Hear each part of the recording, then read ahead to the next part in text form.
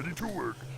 Hello and welcome to another Warcraft the Audio Commentary. Today we're watching game number 3 from the Jupiter vs. wAm series for EWCL. Let's introduce our players. We have Jupiter spawning in as the red orc in the lower right part of the map. The map is going to be Secret Valley. Not Secret Valley, we were just on Secret. This is Ancient Isles 2. And his opponent is going to be wAm, spawning in as the gray human in the upper left. And of course, we don't have any observers in this game because sometimes there's just no observers, and that's just what it is. So we have to watch from player vision, and we're going to go from Jupiter's position, or Jupiter's vision for the most part, because he does have, generally speaking, a Blade Master that can go invisible, and if we're on his vision we can actually see it on the minimap, so that's why we do that. Just explaining my decisions. There's no orc bias, trust me. I think I prefer human. I don't know. I'm not sure how that's a good thing. I was like I'm not biased, see? No, maybe I am because I just said it, but bias for human, I don't know. I have not got a clue. Anyway, so I'm going to go ahead and say that I predict we're going to see a lot of Nagas in this game. Probably both players picking up Naga for the second heroes, or their third. I feel it in my bones. But, you know, you just never know. Sometimes people they manner up and go with heroes that aren't quite as good as the Naga because they don't want to abuse the imbalance. Which is, it's very honorable of them, really. Very honorable. So yeah, we're going to see the Archmage versus the Blade Master. A pretty standard opening from these guys. There's a lot of standard openings that you see very commonly. Some people think that is a big reason to say that Warcraft is not very strategically diverse, but that's simply not true. So many games we watch, completely different strategies. We talk about it a little bit here and there, but the strategies end up being very different. Even though sometimes the only difference is like one different type of unit or one hero, or sometimes even you'll see the same units and the same heroes and different strategies, like just different ways to play, different ways of controlling the map and creeping the map, and it's just very interesting. I mean, in games 1 and games 2, we saw very similar heroes and we saw very different strategies. Very similar unit types, and you know, one game we saw the human going for a very aggressive, you know, push all, and the orc went for a defensive kind of, I'll fight, but I'm mainly fighting to buy time to put up my expansion. And in the next game we kind of saw the reverse going on, where the human tried to faked out the orc and he forced him to, it was very good timing that he hit with, actually forcing the orc to cancel an upgrade that he really didn't want to lose.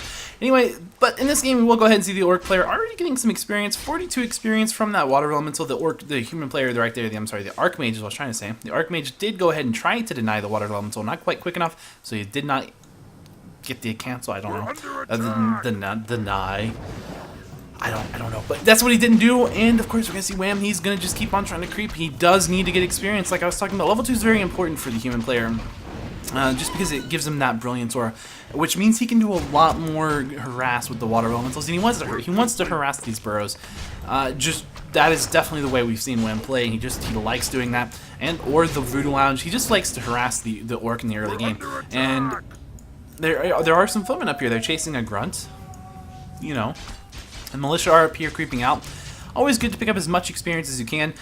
Ideally, in the late game for the human player, he's going to have higher levels than the orc, and for the orc player, he's going to have higher levels than the human, right? Hero levels are so big, and really in most matchups, hero levels matter a lot. I'm trying to think of a matchup where the hero levels don't matter too much. Sort of in an Undead Mirror sometimes, if you like go Lich Mirror, then there are certain levels that don't matter, but the hero level still matters, so it's just, I don't know. It's really important to take care of your heroes. You know, that's you know, treat them well in your youth, and in your old age, they will treat you well. I don't know. I don't have any wise sayings about that. Anyway, the human player is just gonna go ahead and wake up the creeps, trying to do some damage to the grunt, and it's gonna work. He might have been able to do more damage just by right-clicking the grunt, but maybe not. The Forest Troll Berserker did get 2 hits in onto the grunt, which is about 60 damage, roughly. Roughly about 60 damage. He only has 1 armor. It depends on how the damage dice roll. Of course, we're just going to see a little bit of damage going onto that grunt because the Archmage is going to attack him. The Archmage does have Boots of Speed and Claws of Attack +6. Nice little items. It's going to allow him to be very mobile and to be able to kite and do some damage to grunts. Of course, the Blade Master also has a Circle of Nobility as well as Boots of Speed. He's just not getting a lot of item luck for him, and really any of these games. So he's just going to have to be really clever to do so. I don't know. But anyway, so down here we can see the Shadow Hunter coming out for Mr. Jupiter as the second hero. wAm not quite tier 2, so we can't actually go for a second hero. Oh, is he? Wait, no? No, yeah, he's not tier 2. I was looking at the keep, and yeah, I don't know. I don't even know. Today is not my night, I guess. Oh, Jesus. So yeah, we can see this is a lot of damage being done, right, by the human player just with the Archmage. Of course, he's not repairing this burrow, he's using it to be defensive because he knows if he starts to get low, there's only an Archmage and a couple water elementals there. You can be very careful. Of course, we're going to see the Hex actually on the Archmage. Will we see any critical strikes? So the answer is absolutely not, because that is not a level 2 Blade Master. And the Archmage playing very close to the wire right there, TPing at the literal last second before that Hex cooldown came off. That is insanely risky, very ballsy play. I mean, we just keep seeing wAm, very ballsy player, but he knows what he's doing. And this is again going to be the strategy he came with in game 1. It didn't work out too well for him in that game, so he kind of switched it up in game 2. Probably because of the map, and then on this game, he's going back to the Blood Mage as his second hero, which is, again, it's not a bad choice. It's a different style of play, right, than the Mountain King. You don't have that burst damage, but again, a lot of this comes down to experience, and this is a pretty good game so far for him to actually go Blood Mage second. The Blade Master hasn't gotten a quick level 2. He hasn't got a lot of stuff, so he's going to have to creep a little bit, and that's going to give the human player a little bit of time to creep as well on his own. And he needs to just not lose all the experience. He needs to not lose it all. And the Orc player doesn't know what his second hero is going to be, so he's not going to really know that it's a Blood Mage, so he's not going to have any reason to send his Blade Master over to the human player to constantly harass until he finds that out. And that's gonna buy the human player a little bit more time as well to creep up, maybe without getting disturbed. I mean, there's always the chance, right, that the Blade Master just says, "I'm just gonna go for the harass, whatever," you know. But it's not as good, right, to harass a Mountain King second. And so and again, if we go back to that thought of the metagame, there's a pretty good reason to go for the Blood Mage this time, right? Because last game that the human player won last game going Mountain King second, so there's a decent chance that the Orc's thinking like, well, first game he went Blood Mage and that didn't work out very well for him, and then game 2 he went Mountain King and that did. So there's a good chance he'll go Mountain King in game 3, so I'm not going to really worry about wasting my time to go scout his second hero when I really need to get the experience on my Blade Master. I need to get into level 3. But he does pick up a Wand of Illusion. He's going to scout with that. It's always a good choice to scout with that right off the bat, especially if you're in this sort of situation that the Orc's in, where there's some dire information he really needs to know. That's what that Blood Mage is on the field. And the Archmage, he's creeping. We're going to see a decent deny. Say a decent deny. I mean, he was perfectly fine. The Blade Master nowhere near, but it's still fine. It's good to deny it. The Water Elemental, just kill it when you're done creeping. Why not? Of course, we're not going to see this human player doing anything. He's just going to creep. He just wants to get as much experience on his heroes as he can. We saw in game 1 just how important the experience is. We saw again in game 2 just how important the experience is. And this is game 3. Where again, we're going to see just how important the experience is, and this time the Illusion will scout the Blade Master, and he's going to do a little bit of Siphon Mana on it, which doesn't do a whole lot, but did it anyway. And now he's level 3 on that Blade Master, so he's definitely saying right now in his head, I am going to go right and just stop him from getting all the experience, because that's what I'm going to do at this point. If we turn the Fog of War off for a second, we can kind of see there's plenty of creeps still left on the map, so it's not been a terrible loss for the good old Orc player here. And he's definitely going to work on getting all of these last hits if he can. That's one of them. He's got a lot of mana, so he knows that there's a decent chance he can go ahead and go for that. One way to kind of counter this, really, is to carry Dust, which I feel like the human player should be doing. I kind of feel like it's a huge mistake that wAm doesn't have a Dust of Appearance on that Blood Mage while he's creeping, because he can just Dust and banish that Blade Master. And so he banishes the creep instead, which is it's just, I mean, it works. It worked for him right there, but again, it's just one of those things. It's like, you could just banish the Blade Master if you had Dust, and he can't attack, so that would work. Anyway, here comes the Orc army. He's going to go ahead and try to fight this. Again, he doesn't want that Blade Master or that Blood Mage creeping up, because once there's high levels on the on the Blood Mage and the Archmage, then they can just start spamming like Blizzard and Siphon Mana, and there's not going to be enough interrupts on the Orc army to actually deal with that. And that's why he really wants to make sure that this human army doesn't just get really free reign on experience. It's so important, and that's why we're seeing the Orc player actually playing the aggressor right now, which is a little different than usual, right? I mean, because the human player's not even put up an expansion. That's not his goal. His goal is just to make a better army, a stronger army, and a higher level army. And again, the fights like I talked about before, totally different. Both players, really, if you think about it, the whole goal in these fights is to get the kills, get the experience. It's not to kill the heroes, and that's another thing. You have to adapt to your long fights, and winning by experience is one way to do that.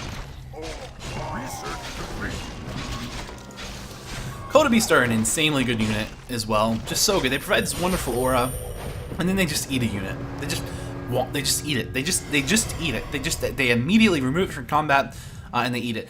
And there is, of course, the downside that's like, oh, well, he has vision of the Dakota Beast. I mean, you can look, see? Fog of War on. This is from the human player's vision. He can see what the Dakota Beast sees. And that's the downside of Devour, but it's not really a huge deal. It's really not a big deal, is it? And not all, of course, these are both illusions. It bugs sometimes. I don't know how to make it unbug that, but it just does. Sometimes it's supposed to show up as blue, but that's just a replay bug. So there you go. But anyway, so the human player, he's sitting pretty happy right now. He's got a lot of experience. He's getting pretty close to level 3. Oh man, this Blade Master is so good at finding him, just so good. Of course, on a map like this, considering the way things have been crept out, he pretty much knew he was going to be on this side of the map. You can just see, because it would either been this one or that gold mine right there. Of course, the Blade Master will steal the experience, and that is so unfortunate for that Blood Mage. He was like, ah, no, that was my level 3. But there you go. Now tell me, please tell me he has a Dust of a P. He doesn't have it. Oh my, buy a Dust! Buy a Dust! I know it's 75 gold, but God, oh, just buy a Dust. It's like buying experience. This player, this orc, is really good at stealing the last hits on these. I mean, look at this. He's stealing so many of these. The Blood Mage is still not level 3. Still not level 3. There it is. But still, it took him so long. Just buy the Dust. If you're a human player, you play this strategy, just buy the Dust. You know, it's worth the 75 gold. Even if, right? Even if you don't ever get a kill with it, you're not buying it for kills, you're buying it because you're buying experience. Think about it like that. It's so important. But now that there's the 3-3, there's the Tome of Retraining, and now we're gonna see the Blizzard spam, and now we're gonna see the Siphon Mana spam, and that's so many channels that you just can't spam every Raider and Snare to cancel. You just won't be able to do it. You won't be able to keep up, especially because you're going to have a ton of damage coming in. And again, this isn't a very Raider-heavy army to begin with. There's only 3 Raiders in this Orc player's army. As you can see, we can see he's finally starting to break upkeep, so he's going to get more because he wants to fight soon, or at least he knows he's going to have to fight soon because he's like, oh, well, the human player's 3-3. But also, he's putting up his expansion. He's got really good timing with that. He puts up his expansion, you know, once he's fairly confident it might go up, or it's probably going to go up or something like that, that's when you break upkeep, because you know that guaranteed you're going to have to fight soon anyway. It's coming. You're going to have to fight soon, and you want to be in upkeep when you fight. That's what you want to do. And the human player, he's also preparing for battle. He's at 56 food as well. Both players have broken upkeep. They're working on 60 food, and the human player is coming over. He's like, you know what? I know you're going for the expansion. I know it's coming, and he's just going to go ahead and cancel that. He's going to kill both of those sheep. He just was like, nope, not having sheep on my map. And the Orc player is going to hit the human player, and he wants to cause him to spend money because he can always just speed scroll right on out of here in worst case scenario if he doesn't want to fight it, which he really shouldn't fight it at this place because militia can come in. You don't want to deal with militia. You don't want to really be fighting it in turf, especially when he has more food than you.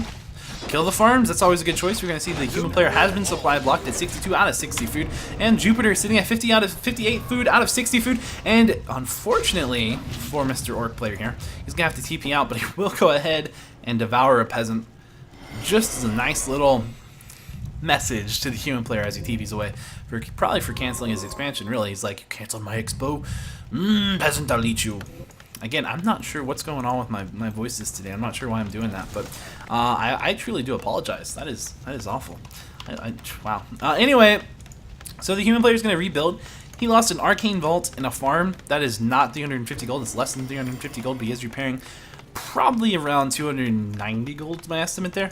I would say he's pretty much even with the Orc in that fight. You know, because he lost the peasant, which is like 70 gold roughly, not exactly, but you know, 70 gold, 75 gold. But you know, if you do the math, it's probably both players are down probably about 350 gold from that fight. So you just do what you do. You just do what you do. And we're gonna see the Orc player. He's putting up another great haul right here. Yes, he is. A nice scout sorceress right here. Gonna see the Orc player. He went ahead. Wait. Yeah, the Orc player killed a peon. Am I crazy? I might be crazy. I wonder if I was on the human player's view when I said that he was supply capped when he lost that. I must have been. I don't know. I find it odd though because the Orc player killed a peon and he's sitting at 60 out of 60 food. Is he making something? Oh, he's making a grunt. That's what happened. Okay, he was making room for the grunt. Alright, I got it. So, the human player right now is 6 food up over top of Jupiter, 66 food compared to the Orc's 60 food army. Job's done. Well, it looks like a farm finish, so he's going to start building more units as well. You can see that coming here in just a second. And he's second now, he's 69 out of 72 food, and his opponent here, the Orc player, is at 60 food out of 60 food. This is gonna be very interesting. I feel like the human player is at the advantage now because he's got what he wants. He's got the 3-3. It's so important to get the 3-3 in these fights. I mean, because 4-4 versus 3-3, it's a little bit good for the Orc, but the Orc really needs the level 5s to make this matter. And here comes the Blizzards. The Blizzards are going to be very powerful. Of course, we're going to see those in snares. They're going to be trying to focus down on the Archmage, but that means that the Blood Mage is going to be able to start just spamming out nice, wonderful banishes and siphons, etc. And there's not a lot that can be done about that. Because he's spending all of his, he has to use all of those ensnares on the Archmage. The Blizzard's so important, it does so much damage, you have to use those ensnares on the Archmage, you just don't have a choice. And that means this Blood Mage is going to be incredibly powerful, using lots of spells. He can just sit here and spam spells because there is that level 1 Brilliance Aura, and on top of that there is the Siphon Mana. And of course we're going to see that Blade Master using the Potion of Lesser Invulnerability just to go ahead and just be able to start attacking. He's been banished like this whole time, and again, you can't discount that. It's often commonly cited, I guess it's commonly cited that the Blade Master is around 50% of the DPS of the Orc army. That's not really true, but he does a very significant portion of the DPS of the Orc army, and you have to be very, it hurts a lot when you don't have him in the fight. And of course, these Blizzards are being absolutely so powerful, so good, and of course we're going to see some of that Siphon Mana going right on over to the Archmage just so he can keep on casting those Blizzards. And again, I'm not sure what that ensnare was all about. It might have actually canceled the Siphon Mana. I don't know actually. I don't know if you ensnare the Archmage when it's having mana siphon to it, if that's what stopped the siphon. It looked like it might have, but I don't really know. Anyway, that Blade Master is running away. He's very low on mana. He doesn't have the ability to do anything. He has a health stone. He pops it, and the Shadow Hunter is steeping out, so he's going to be able to get out of there. But that was a fairly expensive fight for him to take. He does have this expansion up. It just came up, and he's working on getting some gold back for it. I'm getting those peasants or the peons made. Ideally, you don't want to have to build peons there. You would ideally have them just being there from the wood guys, but instead, in this case, he's been even needing to use them in the fights, and he's been losing them. So you can see he's only got 2 of those left even, and they're pretty low, so he's gonna have to be really careful. Needs to remake some. We do have a Spellbreaker in that Kotobeast's belly. But this has gone really well for the human player this time around. This is the way he wanted game 1 to go. This is all about it. And again, it's all coming down to the way that the creeps came out on the map. And again, it's so important to get that 3-3. So important. And it just blows my mind he doesn't invest in Dust of Appearance. It is so important to get this, and that's his only way. His only way to deal with the Creepjacks from the Blade Master is to dust him and then banish him when he goes for the last hits. That is it. That's the only freaking way, and he doesn't do it. So it drives me nuts. I don't understand it. But here comes another fight. Once again, now the Orcs player he does have the expansion up. Just remember that, and of course he's going to try to go for the Archmage here. He's not out. The Orc's not out of the game. He has the expansion. He's at the economic advantage, but really, he's at 56 food, and the opponent is at 69 food here, so he's just gonna have a hard time winning this fight, especially with that Blizzard spam coming in, and especially with that level 4 on the Archmage. That's level 2 Brilliance Aura, and you can just see how he's wearing him down. He's just having a hard time keeping all of his units up because he's getting Siphon Mana on the Shadow Hunter here and there, just lowering his mana down. And of course, in this case, he's actually just going for the Blade Master, Siphon the Mana Blade on the Blade Master, as well as those Spellbreakers. The Blade Master actually dies, and there's really nothing the Orc player can do right now except run away. He's not going to be able to defend his base, and in fact, he just goes ahead and says GG, and that's game 3. So congratulations to wAm. He played really well in games 2 and 3, and took the game home.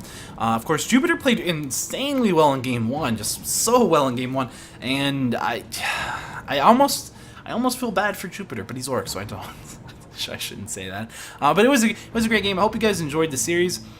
We will be going live tomorrow at 9 o'clock as well, as usual, every weekday, Monday to Friday. We might be casting with Bidu. I don't know.